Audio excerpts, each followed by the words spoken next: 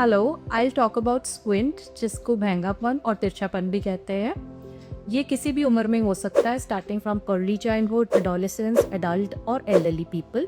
So what are the causes? Most common causes, significant refractive error which is not corrected. Uncorrected refractive error leads to squint. Secondly, any cause which cause vision problem, starting from cornea to the retina.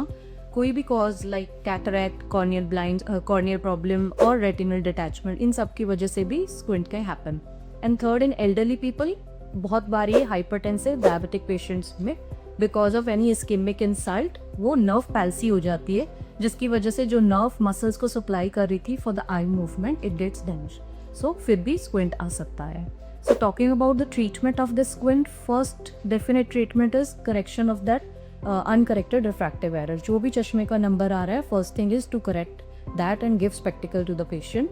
Second thing is to remove the cause. अगर कोई भी cause था visual problem का, उसको treat करने से भी squint बेहतर होता है. जैसे कि अगर पेशेंट को कैटरैक्ट, कोई रेटिनल डिटैचमेंट है जिसकी वजह से vision is very poor, so we have to treat that.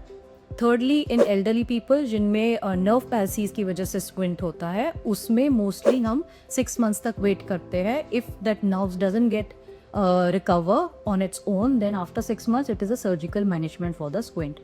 So I would like to burst a very important myth about the squint is that it itself gets corrected when the child grows. So this is not true at all. It needs immediate squint treatment, and if we delay the treatment, it leads to amblyopia or the lazy eye, which later on we cannot correct it. Amblyopia once given, there are very less treatment option for the amblyopia. So it's better to always consult an ophthalmologist earliest if you have squint. Thank you.